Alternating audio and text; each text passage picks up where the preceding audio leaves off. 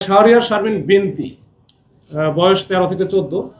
এখানে রায়ের বাজার এলাকার রায়ের বাজার হাই স্কুলের যে নবম শ্রেণীতে পড়ে। তো গতকাল রাত্রে আমরা সিসি ক্যামেরা ফুটেজের মাধ্যমে যেটা দেখেছি যে রাত্রে আনুমানিক 9:30 থেকে 9:30টার দিকে ওখানে একজন যুবক যায়। তার সাথে হয়তো আগের থেকে যোগাযোগ ছিল, তাকে ফোনে ডেকে নেয়। রাস্তার উপরে চলে আসার পরে দুইজনে কিন্তু একসাথে হাঁটতেছিল, কথা বলতেছিল। এই কথা বলার একটা পর্যায়ে তাদের মধ্যে কোনো মনোমালিন্য হওয়ার কারণে এই যুবকের হাতে আগে থেকেই তার হাতে একটা চাকু ছিল। এই চাকুটা দিয়ে উপর্যুপরি পিছনের দিকে আঘাত করে এবং ওই সময় কিন্তু অনেক লোকজনও আশেপাশে ছিল। আঘাত করে যখন মেয়েটা চিৎকার করে বাঁচার জন্য একটু পাশে একটা বাসার ভিতর ঢুকে যায়, তখন সে ওই যুবকের কিন্তু কিছুক্ষণ ওইখানে ওয়াইটও করছে, চাকু নিয়ে দাঁড়ায়ও ছিল। দাঁড়ায় থাকার পরে সে ওখান থেকে নির্বিঘ্নে তার মোটরসাইকেল নিয়ে পালায় যায়।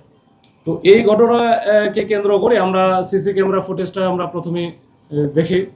এই সিসি ক্যামেরা ফুটেজ, তারপরে স্থানীয় কিছু সূত্র এবং সব কিছু মিলিয়ে আমরা জানতে পারি যে আসলে এই সিয়াম নামে যে ছেলেটার সাথে মেয়েটার হয়তো বা পূর্ব পরিচয় ছিল, তাদের প্রেমের সম্পর্ক ছিল। RICL TMX, যুগের পর যুগ স্থাপনা থাকে মজবুত। তো পূর্ব পরিচিত ধরেই মাঝখানে হয়তো তাদের মধ্যে মনোমালিন্য বা এই সম্পর্কে ফাটল ধরে। তো এটা হয়তো মেয়েটার সাথে আর একটা সে সন্দেহ করতেছিল অন্য কোনো ছেলের সাথে হয়তো মেয়েটার আবার নতুন করে সম্পর্কে জড়াই গেছে। এইটার ভিত্তিতে সে কিন্তু আসার পরে সে এটা নিয়ে তার সাথে কথা বলতেছিল যে তুমি কেন আর একজনের সাথে আবার গেলা, সে কিছু ছবিও সে দেখাচ্ছিল।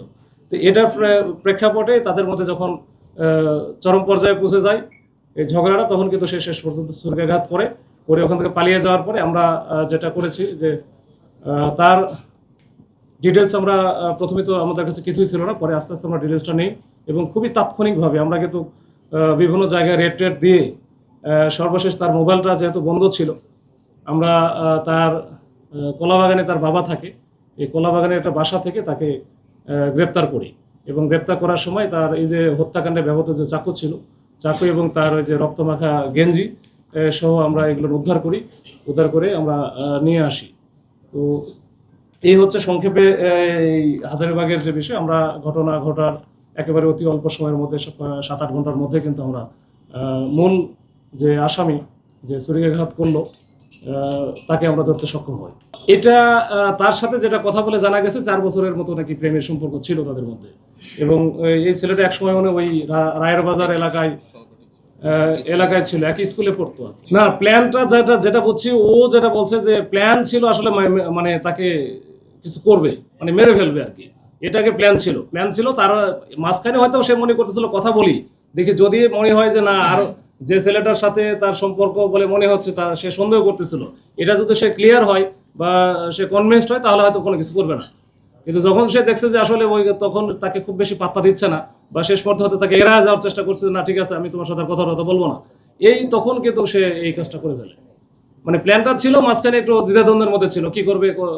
তো ফাইনালি যখন কথা বলার পরে যখন সে মনে করছে যে আমাকে আর পাত্তা দিচ্ছে না বা আমার সাথে আর থাকবে না, তখনই কিন্তু সেই ফাইনাল ডিসিশনটা নিয়ে নেয়। মনে হয় যে ওর হচ্ছে ওই যে কোনো মাদকের সাথে জড়িত থাকতে পারে, যদিও সে স্বীকার করে নাই আর কি। এখন উত্ত্যক্ত করলে তাহলে তো ওই যে ডাকলে আসার কথা না, এটা আমরা সাধারণ সেন্সে বুঝি। এখন যার সাথে হতে পারে যে সম্পর্ক হতে ছিল বা অনেক সময় মেনে নেয় না বা ওইভাবে তো কেউই তো পছন্দ করার কথা না যে আমার মেয়ে প্রেম করবে বা এরকম কোনো বিষয়।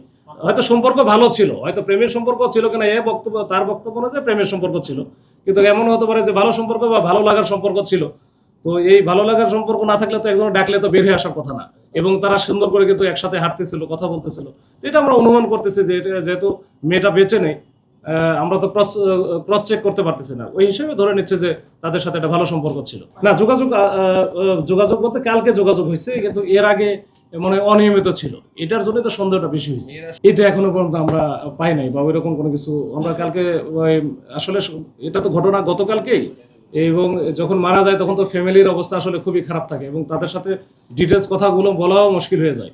তারপর আমরা এই যে আসামিকে ধরার পরে তার কাছ থেকে যে তথ্য এবং তার ওই মাদের কাছ থেকে বা ফ্যামিলির কাছ থেকে যে তথ্য পেয়েছে, এই তথ্যের উপরে মূলত বলা মূল কথা। আমরা একটা ঘটনা ঘটেছে, সিসি ক্যামেরা ফুটেজ আমরা পেয়েছি, এই যে আসামি ছিল তাকে আমরা আইডেন্টিফাই করেছি এবং তাকে আমরা ধরেছি। তো একেবারে ওই যে অস্ত্রটা ছিল চাকু এবং তার যে রক্তমাখা শার্ট বা গেঞ্জি, এটা সহ আমরা উদ্ধার করেছি।